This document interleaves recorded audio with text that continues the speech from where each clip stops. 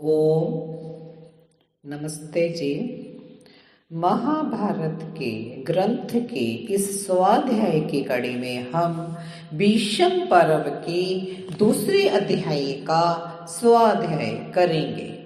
आज इस कक्षा में बहुत ही विशेष समाचार संजय धृतराष्ट्र को सुनाते हैं कि आज युद्ध में भीष्म जी मारे गए, उसकी मृत्यु का समाचार सुनाते हैं। इस सब घटना चक्कर को हम जानते हैं कि युद्ध में क्या हुआ, कैसे हुआ, इसको आज हम जानते हैं।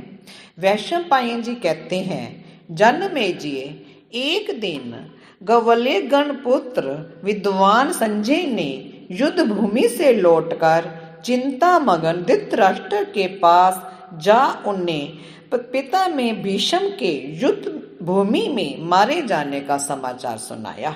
संजय बोले, महाराज भरत श्रेष्ठ नमस्ते। मैं संजय आपकी सेवा में उपस्थित हूँ। भरतवंशियों के पितामह महाराज शांतनु के पुत्र भीष्म जी आज युद्ध में मारे गए, जो समस्त योद्धाओं के ध्वज स्वरूप तथा संपूर्ण धनुर्धर के आश्रय थे। वे ही कुरुकुल पितामह भीष्म आज वानशय्या पर सो रहे हैं।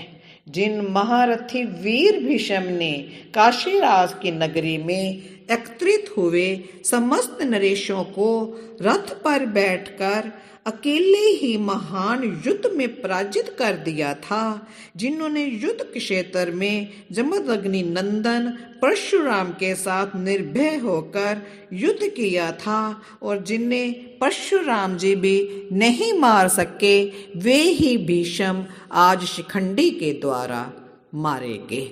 भरतवंशी नरेश भीष्म जी आंधी से उखाड़े हुए वृक्ष की भांति मारे जाकर युद्ध भूमि में सो रहे हैं। ये सब आपके कुमंत्रणा का फल है, अन्यथा भीष्म जी इस दुर्दशा के योग्य नहीं थे। धृतराष्ट्र बोले, भीष्म तो युद्ध में देवताओं के लिए भी दुर्जय और अतिरथी वीर थे, फिर पंचाल राजकुमार शिखंडी के हाथ से वे कैसे मारे गए? निश्चय ही मेरा यह हृदय लोहे के समान कठोर है। तभी तो पुरुष सिंह भीष्म जी की मृत्यु का सम्मान सुनकर भी विधीरण नहीं होता है। संजय, उन वीर सेनापति के मारे जाने पर मेरे पुत्र की सेना विधवा स्त्री के समान असहाय हो गई है। जैसे ग्वाले के बिना गोवों का समुदाय इधर उधर भटकता फिरता है, उसी प्रकार अब मेरी सेना उद्भ्रांत हो रही होगी। जैसे पार जाने की इच्छा वाले पथिक नौका को अगाध जल में डूबी हुई देखकर दुखी होते हैं, मैं समझता हूँ कि भीष्म जी के मारे जाने पर मेरे पुत्र भी दुख के कारण अत्यंत शोक मगन हो गए होंगे। संजय, मूर्ख दुर्योधन के अज्ञान के कारण उस युद्ध में अन्याय और न्याय की जो बातें संघटित हुई हैं, तुम उन सब का वर्णन करो। विजय की इच्छा रखने वाले अस्त्रवेता भीष्म जी ने उस युद्ध में अपनी तेजस्विता के अनुरूप जो कार्य किया हो, वह सभी पूर्ण रूप से मुझे बताओ। संजय ने कहा, महाराज, आपने बारंबार जो अनेक प्रश्न किए हैं, वे स्वर्था उचित तथा आपके ही योग्य हैं, परंतु आपको ये सारा दोष दुर्योधन के माथे पर नहीं मढ़ना चाहिए। भोपाल युद्ध का जो वृत्तांत मैंने अपनी आंखों से देखा है तथा योग बल से जिसका साक्षात्कार किया है, वह सब सुना रहा हूँ। सुनिए, अपने मन को शोक में न डुबाइए। महाराज, जब समस्त सेनाएं शास्त्रीय विधि के अनुसार व्यूह रचना पूर्वक अपने अपने स्थान पर तैयार की गई, तब दुर्योधन ने दुशासन से कहा। दुर्योधन बोला, दुशासन, तुम भीष्म जी की रक्षा करने वाले रथों को शीघ्र तैयार कराओ। संपूर्ण सेनाओं को भी शीघ्र उनकी रक्षा के लिए तैयार हो जाने की आज्ञा दो।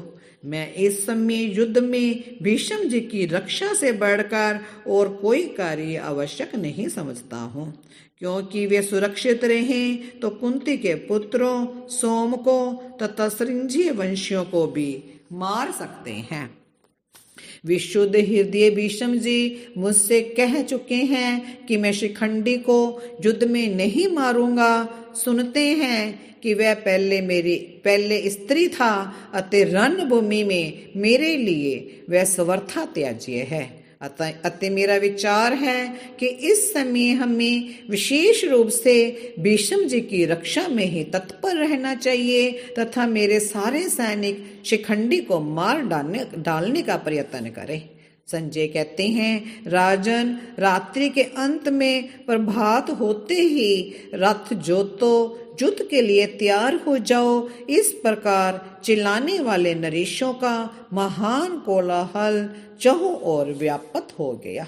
भरत नंदन शंख और दुंदुभियों की ध्वनि, वीरों के सिंहनाद, घोड़ों की हिनहिनाहट, रथ के पहियों की गड़गड़ाहट, हाथियों की चिंगाड़ और गरजते हुए योद्धाओं के सिंहनाद करने, ताल ठोकने और चीखने चिल्लाने की तुमुल ध्वनि सब और व्याप्त हो गई। महाराज, सूर्योदय होते होते कौरव और पाखंडों की वह विशाल सेना संपूर्ण रूप से युद्ध के लिए तैयार हो उठी। राजेंद्र, उस समय आपके पुत्रों और पांडवों के दुर्धम्य अस्त्र शस्त्र चंद्रमा के समान प्रकाशित हो उठे। जैसे इंद्र भवन में देवराज इंद्र के चमकीले ध्वज फहराते हैं, उसी प्रकार कौरव पांडवों के ध्वज फहरा रहे थे। दोनों सेनाओं के प्रमुख वीर युद्ध की अभिलाषा रखकर कवच आदि से सुसज्जित दिखाई दे रहे थे। उनके हथियार उठे हुए थे, हाथों में दस्ताने तथा पीठ पर तरकस बांधे सेना के मुहाने पर खड़े हुए वे भूपाल अद्भुत शोभा पा रहे थे। उनकी आंखें क्रोधत सांडों की आंखों के समान बड़ी बड़ी दिखाई दे रही थी। बहुसंख्यक रथों की सेनाएं नगरों के समान दृष्टिगोचर हो रही थी। उनके मध्य में आपके ताऊ भीष्म जी पूर्ण चंद्रमा के समान प्रकाशित हो रहे थे। धृष्टद्युम्न आदि श्रृंजीय वंशी उन्हें देखकर बार बार उद्विग्न हो उठते थे। ठीक उसी प्रकार जैसे मुंह बाए हुए विशाल सिंह को देखकर शुद्ध मृग भय से व्याकुल हो उठते हैं। वे दोनों सेनाएं प्रलय काल में एक दूसरे से मिलने वाले उन दो समुद्रों के समान दृष्टिगोचर हो रही थी, जिनमें विकराल मगर और भंवर होते हैं तथा जिनमें बड़े बड़े ग्रह सब ओर फैले रहते हैं। राजन, कौरवों की इतनी बड़ी सेना का वैसा संगठन हमने पहले कभी ना तो देखा ही था ना सुना ही था। उस दिन चंद्रमा मघा नक्षत्र पर था तथा आकाश में 7 महाग्रह अग्नि के समान उद्दीप्त दिखाई दे रहे थे।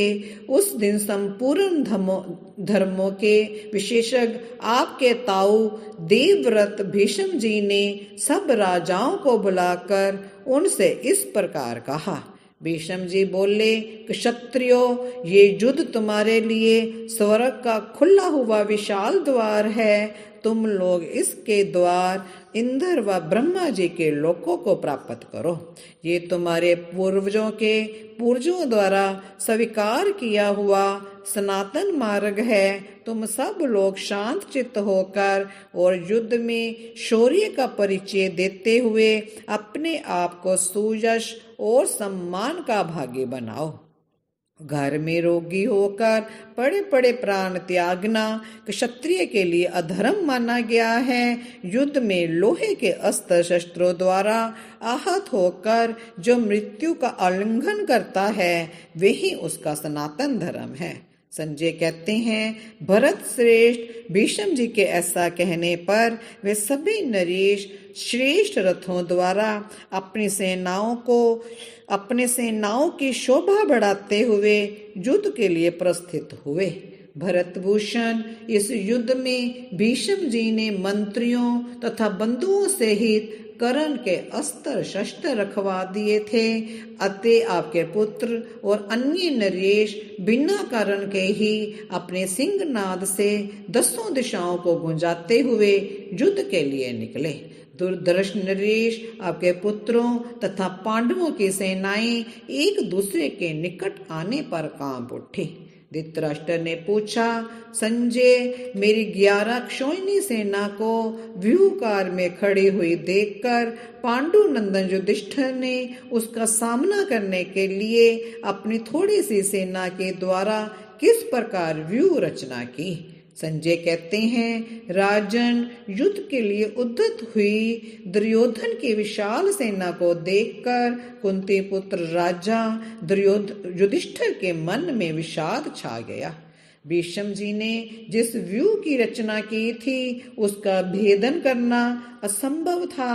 उसे अक्षोभ्य सा देखकर पांडु नंदन युधिष्ठिर की कांति फीकी पड़ गई और वे अर्जुन से इस प्रकार बोले, महाबाहो धनंजय।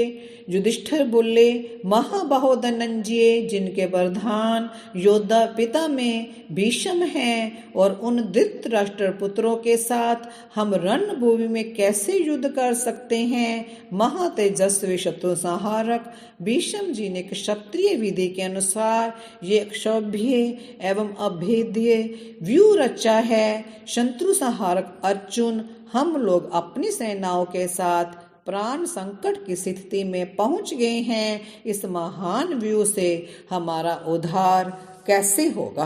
अर्जुन बोला, विजय की इच्छा रखने वाले शूरवीर अपने बल और पराक्रम से वैसे विजय नहीं पाते जैसे कि सत्य, सजनता, धर्म और उत्साह से प्राप्त कर लेते हैं।